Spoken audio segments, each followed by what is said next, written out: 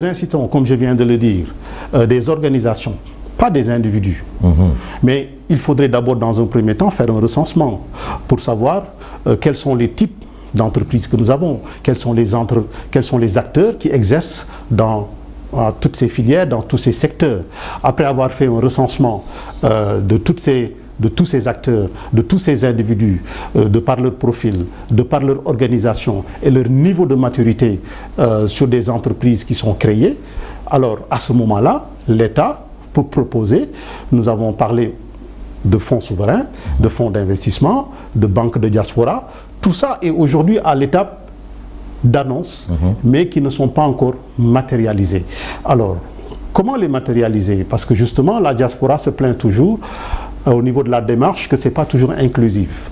Alors, tout est une question politique centralisée par les initiatives qui sont portées par le gouvernement, qui ne sont pas suivies par les acteurs de la diaspora, justement, par méfiance ou par défiance, parce que souvent, au niveau de l'approche, il y a un défaut de communication pour clarifier la lanterne des Sénégalais sur l'objectivité de ces programmes qui sont mis en œuvre. Absolument. Mais si la communication est mise dans le sens d'ouverture, dans le sens d'entrepreneuriat et dans le sens d'un appel au patriotisme, d'investir dans les terroirs, dans les communes, dans les territorialités, alors à ce moment-là, je pense qu'un apport sur les acteurs de la diaspora et des apports venant des autorités peut permettre de donner beaucoup plus de confiance à des structures d'entreprises de la diaspora ou des personnes d'investir beaucoup plus que ce qui est proposé pour le moment. Et le programme de redressement économique et social annoncé par le gouvernement, à votre avis, ça peut nous mener vers une sortie de crise ou ça révèle un tant soit peu, c'est un aveu d'incompétence, je veux dire? Vous savez, comme je venais de le dire, moi je suis de la finance et je fais partie en fait des corporations qui évaluent les crédits, qui évaluent des sociétés, pas encore des institutions des pouvoirs publics, mais surtout dans le domaine privé. Il y a de ces termes de redressement, moi que j'aurais changé en relance. Alors, si vous aurez changé redressement en relance? J'aurais préféré beaucoup plus plan de relance que plan de redressement. Parce que qu'est-ce qu'on redresse? Qu'est-ce qu'on redresse finalement? Quand on parle de redressement, c'est parce qu'il y a des problématiques. Donc on fait appel aujourd'hui à un certain nombre de manquements, d'insuffisances qui peuvent freiner cette perception, qui peut freiner aujourd'hui des investisseurs et des bailleurs qui vont se dire « Ah mais tiens, le plan, ça rappelle un peu le plan d'ajustement structurel. » Ah bon? On n'en a pas besoin en fait. Non, on n'en est pas là quand même. Non, il ne faut pas nous faire peur.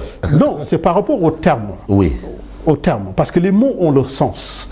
Si on parle de plan de relance, alors là c'est beaucoup plus motivant et c'est beaucoup plus captivant et ça permet au moins de se dire qu'est-ce qui est dans ce plan de relance. Est-ce que ça vaut la peine de décortiquer l'ensemble de ce qui est mis en œuvre au niveau de ce plan de relance? Ça, c'est la première chose que je voudrais vraiment relever par rapport à ce que j'ai vu au niveau du plan de redressement.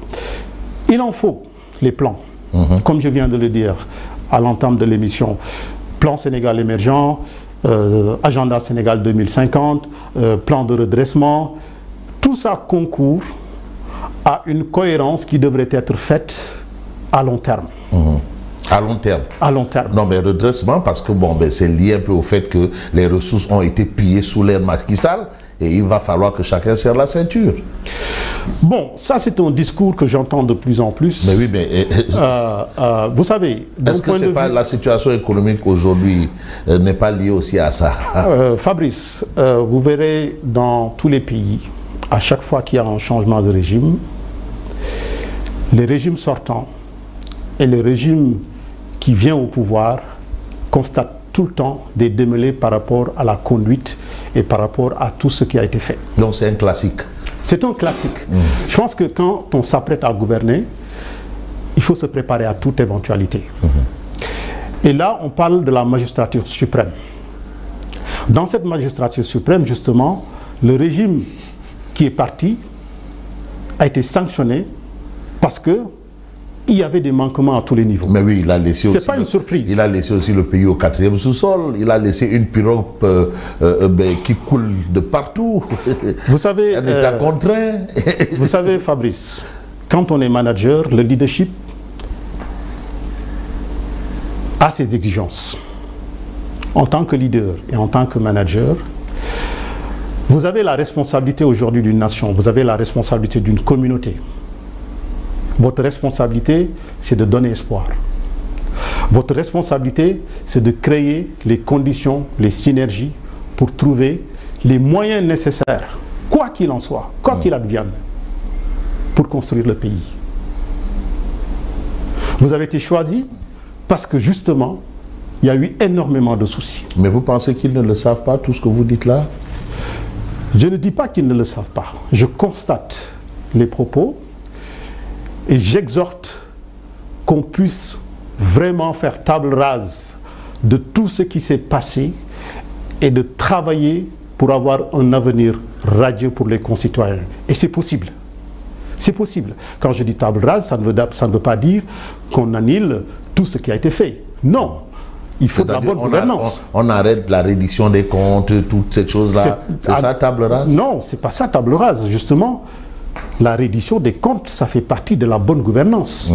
Aujourd'hui, nous avons besoin de ces agences, nous avons besoin de ces institutions qui réclament cette bonne gouvernance.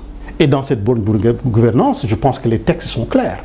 Au niveau du ministère de la Justice, je pense que tout est mis en œuvre pour que ce ministère puisse faire son travail. Donc, moi, ce que je dis, le plaidoyer que je donne, c'est-à-dire tout ce qui se dit et ce qui se fait est déjà fait. Maintenant, il faut changer de cap. Il faudrait réunir l'ensemble de la communauté sénégalaise, des acteurs vivants, les forces vives, de réfléchir, de trouver les voies et moyens pour aller chercher les financements dont nous avons besoin pour construire ce pays. Et ça, c'est pas que le Sénégal. Vous allez dans beaucoup de pays, c'est pratiquement la même chose. Ce qui diffère, c'est cette volonté de se retrousser les manches et de se dire, ok, nous sommes dans un pays aujourd'hui qui est au 4e sous-sol, voire au 7e sous-sol, avec un État financier de cette envergure. Qu'est-ce qu'il nous faut maintenant? Qu'est-ce qu'il nous faut? Il faut redoubler d'efforts. Il faut certes se serrer la ceinture. Pas uniquement au niveau des citoyens, mais au niveau du gouvernement aussi. Il faut cette rationalisation. Il faut ce travail collectif. Et la rationalisation, elle est active, non? Je ne pense pas. Je ne pense pas parce que je n'ai pas encore vu vraiment cette matérialisation au niveau de toutes ces institutions qui se trouvent sur la loi, le service des répartitions de l'État. Nous avons pas mal de directions, d'agences, de commissions, de bureaux qui font plus ou moins la même chose. Et je pense que ça a été déjà décelé dans le programme du président de Bassirou Diomaye Faye et qui a promis de faire cette rationalisation. Nous sommes déjà presque à 2 ans d'exercice. Ça doit aller plus vite par rapport à l'exécution et cette rationalisation parce qu'elle est primordiale. Elle est primordiale. Tout ce qui se dit en termes d'avancée sur les propos, sur les propositions, jusqu'à présent en termes d'exécution et de matérialisation, je pense que c'est très très lent. Il nous faut être un peu plus dynamique, il nous faut être un peu plus pragmatique et surtout d'y mettre les moyens qu'il faut. Mais avant d'en arriver à ce pragmatisme, ce dynamisme, il faut noter que le legs aussi, selon les tenants actuels du pouvoir, plombe justement l'élan. Fabrice, ces propos me ramènent aujourd'hui à se souvenir 400 ans, l'esclavage, la colonisation, qui nous a fait tant de tort. Est-ce qu'aujourd'hui, en 2025, avec tout ce qui se passe à travers le monde, avec les avantages que le Sénégal bénéficie de par sa jeunesse, de par ces ressources humaines, nous ne pouvons pas capitaliser l'ensemble de ces opportunités qui s'offrent à nous. Le pays est difficile, on le conçoit. Il y a eu énormément de népotisme, de corruption, on le conçoit. Mais on ne doit pas s'arrêter là. On ne doit pas s'arrêter là. Ce travail devrait être... Ce n'est pas une excuse à votre... Ce n'est pas une... C'est un fait. Pour moi, c'est un fait. On le constate. Mais il faudrait qu'on puisse aussi prendre les solutions ou les décisions idoines pour mettre vraiment dans ce pays, pour mettre ce pays au niveau de cette avancée qui permettra aux Sénégalais d'en bénéficier. Et ce n'est pas pour le moment, en tout cas, le cas. Parce que il y a certes quelques initiatives qui sont faites de part et d'autre. J'ai été au FI Sénégal, que vous venez de dire. Ce sont des initiatives que nous pouvons saluer, où nous pouvons voir en fait des lueurs d'espoir. Mais encore une fois, pour moi, l'ambition n'est pas à la hauteur. La vision devrait être beaucoup plus lointaine que ça. Parce que nous n'avons pas encore exploité toutes les ressources humaines que nous détenons. Nous n'avons pas encore exploité toute la potentialité que le Sénégal a. Et c'est dans ce cadre-là que moi j'appelle aujourd'hui les autorités à faire ce travail d'intégration de toutes ces couches, que ce soit au niveau national, que ce soit au niveau international. Et c'est dans ce sens-là qu'on pourra trouver maintenant les mécanismes qui vont nous permettre d'oublier ce qui a été fait depuis 1960 jusqu'ici, à savoir la corruption à n'en pas finir, des intérêts crypto-personnels, des phénomènes de politisation qui nuisent vraiment à l'avancée de ce pays-là. Alors, la situation économique et sociale inquiétante de l'heure selon les uns et les autres, pour vous, à qui la faute? Bon, je pense que ce sont les autorités, comme je viens de le dire, hein, les autorités qui étaient là. Les autorités qui étaient là. Ils ont certes eu un bilan matériel en termes d'infrastructure, mais nous avons vu aussi le niveau de malversation, de népotisme et de corruption. Donc on en revient à ce que je viens de dire et ce que je viens de donner comme explication. Mais par contre, le Sénégal aujourd'hui a 2 voire 3 ou 4 fois plus d'opportunités de pouvoir s'en sortir qu'avant. Il y a 10 ans, le niveau d'intelligence artificielle n'était pas à ce niveau-là. Les compétences que le Sénégal détient aujourd'hui ne sont pas comparables à ce qui s'est passé il y a 10 ans ou il y a 20 ans. Qu'est-ce qu'on en fait? Quelles sont les propositions? Quelles sont les initiatives qui sont mises en œuvre pour pouvoir capitaliser justement de ces intelligences artificielles, de cette jeunesse, aujourd'hui de toutes ces expertises qui se voient partout, au niveau de la diaspora comme au niveau national? Ce travail-là qui devrait être aujourd'hui proposé à l'ensemble de la communauté n'est pas fait.